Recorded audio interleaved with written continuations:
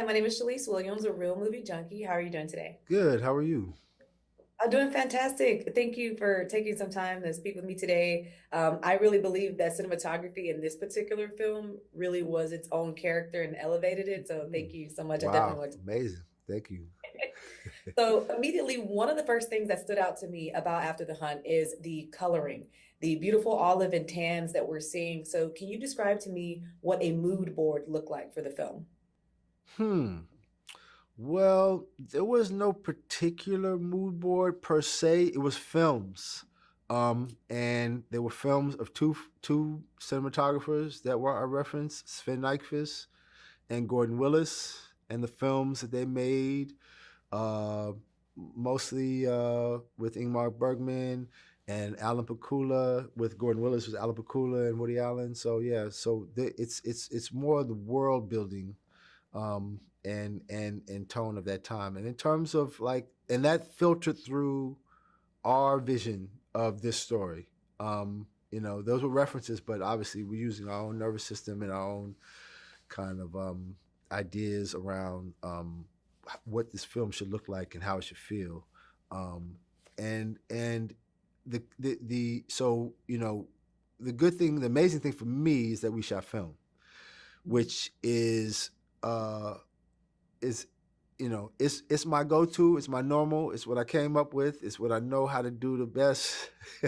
It's what I love, it's what we everything in digital is an emulation of what we do in film. Like somebody has to write code to emulate what we did in film, and film is a space that we just got to be got to film is pliable, and we could just do and create all kinds of imagery. So with that, we found, with testing, found our sweet spot with both the film stock and also the lensing in terms of our general space we wanted to function in, and then from there came like how we lit each scene, how we photographed each scene, and then in post, we work with the great Joe Goller at Harbor, who is an amazing colorist, done some amazing movies, works a lot with Brad Bradford, did Arrival and several other things. And we worked together in refining the look and the color of After the Hunt. Yeah, so it's an overall process. Yeah. Nice, yeah, because that was essentially one of my favorite things, and my second favorite thing was the mirror scene between Andrew and Julia, Uh huh. when they were sitting there having that conversation in that diner, and just the different angles. And I loved how you were able to see both of their faces essentially most of the time, from different perspectives. Can you talk to me about filming that in particular? Yes. So as we built that set, that's a recreation of the real diner slash. It's an Indian restaurant in New Haven. We actually built that on the back lot. The set. So we were able to use natural light coming Okay. into the space, and of course in my implicit understanding of how we would shoot it, I'm thinking we're going to shoot by the window, even though the space has windows built, I mean mirrors built into it. I'm thinking we're gonna run from those. We're gonna shoot over here. But sure enough, Luca, not conforming to orthodoxy, had us over there shooting into the mirrors. And the amazing thing with him with that is that he had experience shooting into mirrors on Suspiria. I don't know if you've seen that film. Okay. Okay. Yeah, and in the dance in the rehearsal space, in the dance sequences, he shot a lot in the mirrors. Okay. So he was proficient at making knowing that you can get rid of the camera in that space digitally, which is what we did. There was no camera tricks of get rid of the camera. We erased the Yeah. camera digitally, and again, it looks organic. Because obviously sometimes there could be potentially some artifice in doing that, but the work was done, I think really really well, by frame with it's a company called Frame by Frame out of Rome. They did all that work, but and so I think it produces a kind of slightly nostalgic effect for some reason. I think with the styling and the nature of the space being an older space, we both felt it landed in a space that we were interested in because we wanted this film to look like it was shot in the 80s. That was one of the goals. And we picked and used equipment that would have only existed up until a certain point, like 1988 back is was like from like 1961 to 1988. If it didn't exist then, we didn't use it. In terms of like the technology.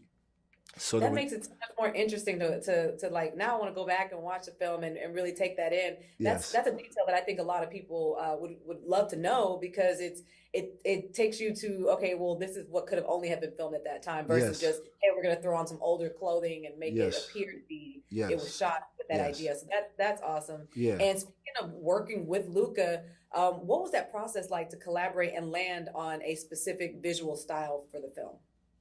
Well, it was amazing, and it was amazing for me because Luca is a master of film grammar, Mhm. and I recognized that early, and I was excited to work with somebody like that. A lot of times at this stage, I find myself working a lot with younger filmmakers, which is great. And in those contexts, a lot of times I'm teaching, which is again great. But it was very refreshing to work with someone that I could learn from. Yeah, and I was quite excited to work with Luca because he's a film. And what a lot of people don't know is that he was a film critic before he was a filmmaker. He didn't study filmmaking. He studied art history and film theory, which, and then he was a film critic first, which means he studied a lot of film and he's very well studied and very well versed at film grammar, by way of the masters of film language and how the masters shot and covered. And so his mastery of mise en scene is incredible.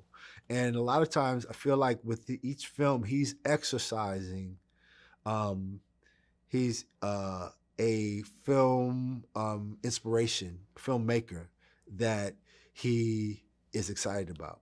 And with this one, it was the work from 1961 to 1972, Sven Nykvist, and Ingmar Bergman, and then also Gordon Willis from 1977 to 1988.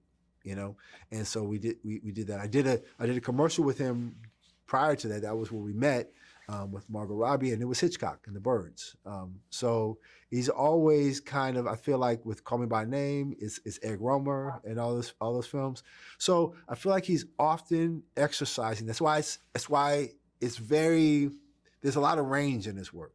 Yes, And for sure. I know he never wants to repeat himself, which is amazing. And he feels this duty to stretch and push himself. So and it's really exciting. So I was very very excited to work with him, and it was a really fun and amazing exercise for me. Yeah, I'm glad this is getting a theatrical run because I think this is something that people are definitely going to want to go out and see. I will leave with this last question because this was probably another one of my favorite pieces. The ending, that final scene between Julie and Michael was absolutely stunning. Oh But wow. do you have a favorite shot from the film? Well, I love that. I love that scene. I mean, speaking about that scene, I was starting to like that scene, and Luca. See, this is why I love Luca, because he pushes me. He's using me like a tool, and he knows enough of what's in there to say, okay, I'm gonna push it. And so he was like, I want this. I was starting to lie. He was like, I want this in the dark. I want her to say to have this conversation with the lights off in the room. And Mhm. like it was important for her to be able to tell that truth in that, with that kind of mood. Right. Um, and so yeah, so I love that he pushed me to do that, and I love where we landed with that. That she she you know she tells him that truth in that space. Mhm. I also like the scene, in terms of, emotionally and viscerally and emotively, when, and I know it's a tough scene, but the overall scene when, Hank and Alma are back in her wharf space for the Oh second yeah, time. yeah. Yes, and it's the time of day, and I was really happy with where we landed in terms of how the film, the moment and how it feels inside of that space. It's again with the lights off, it's the end of the day and the kind of light that The it's natural light on yeah. Julia's face. Yes, Yeah. yes, and that was all done green screen. We actually shot that in the studio. That was yeah. So I was happy that it was an exercise and a tough one, but I was very very pleased with where we landed in terms of how it feels. Well, that's absolutely great. I love to touch on all those items with you. It makes the film so much more enjoyable to go back and watch it after hearing this. Yes, I think people are really going to love it, and seeing this on this big screen is really going to take it to another level. So, yes, thank you so much for taking time to speak with us today, and absolutely, can't wait to see what you do next. absolutely. Thank you, thank you.